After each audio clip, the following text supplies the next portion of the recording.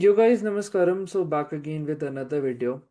I think the more I'm studying about the type of suffering that one gets in their life, especially as a male, more and more voices need to just work in that direction.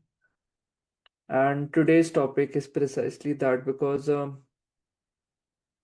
we have forgotten the definition of what it means to be a strong man, a person who is as cool as a cucumber and very resilient emotionally, not giving in to the whims and fancies of the changing circumstances, environment, and a lot of these things. And I don't know, like in my Hindi channel, I keep on talking about a lot of these issues, but I think probably in my English channel also, I'll just start nudging towards some small insights. So today's topic is crying males are a disgrace when they are crying in their marriages, when they're sitting on one legs and whatnot. Essentially, our entire cinema just teaches us this subservient attitude towards a female that a female is be all and end all. You must simp desperately to get her respect and whatnot. And then you have all these woke feminists. I don't like to call them true feminists. They pick up this clamor, pick up this thing that males should show their emotions, they should cry. Oh, how proud we are to have found such a hubby and whatnot.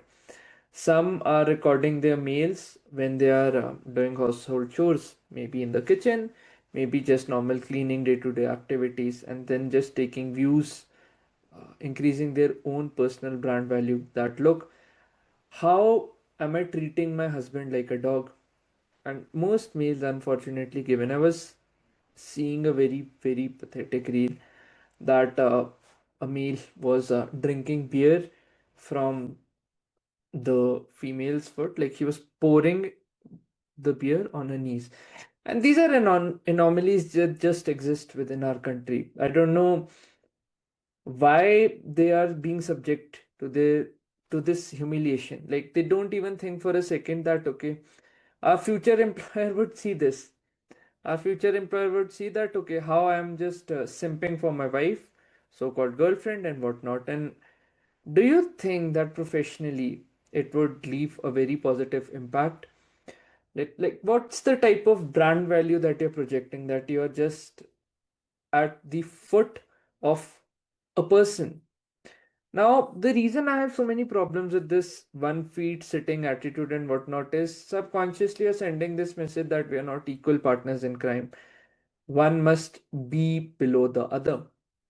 And let's say if I just start saying that a male should say that, okay, this is my woman, instant this would be termed as a cancelable moment that, oh, is a woman or a female a property of a male and whatnot.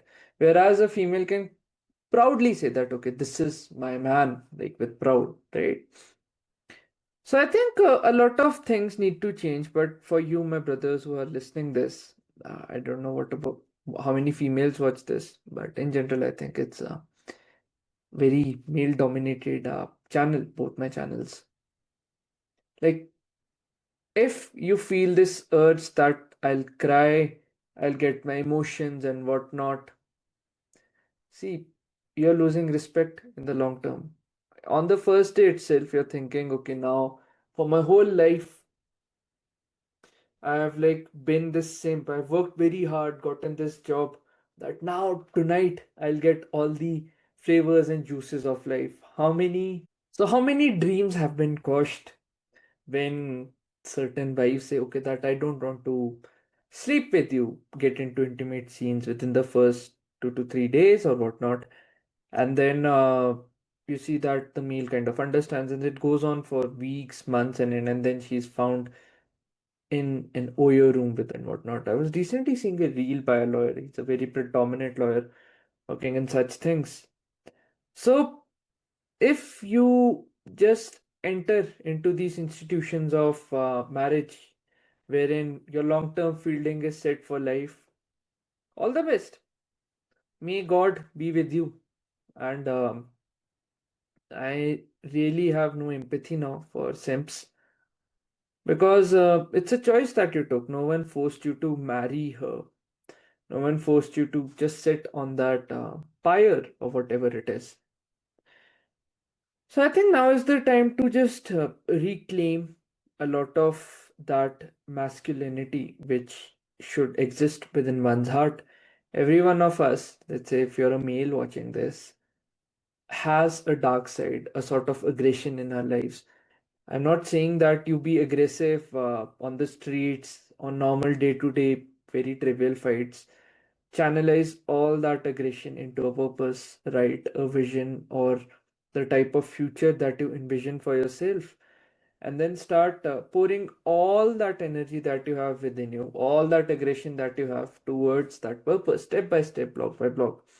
Because see, if things go left, right, and center, none of these feminists would come for you. Even your wife or girlfriend would leave you at the first instant if things go very hard. Very few people stay. Uh, let's say if they genuinely truly love you. But I don't think a lot of males make that choice very prudently as to what is the type of partner that they want to bring in life. It's mostly governed by this perspective of the L down there that okay, now I would get so many countless nights enjoying. She gets to have the last laugh if you just don't have this attitude and this aura of a strong man. Basically, a person who is very confident and clear in the type of pursuits that he would want to go in. But anyhow, I think probably the idea is that if you ever find yourself engaging in such tendencies, and if you find that these are very glorifying things, a woman is saying XYZ things, this is the type of male that we respect. See, it sounds good for social media and brand value, but just be very observable with the reality that you see around you, because that just helps you to gauge your options strategically and just get into commitments wherein you're just not deleting yourself. A lot of males are just deleting themselves left, right, and center because of this, I think, subservient attitude which we claim towards the start.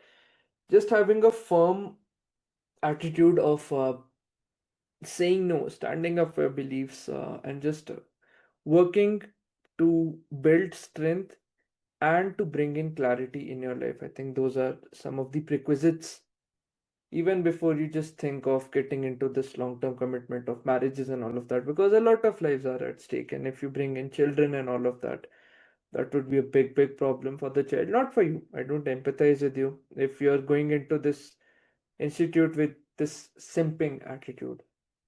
But anyhow, I think those were some insights, probably some more guests, and a lot of cool things are up on this channel in whatever capacity I can.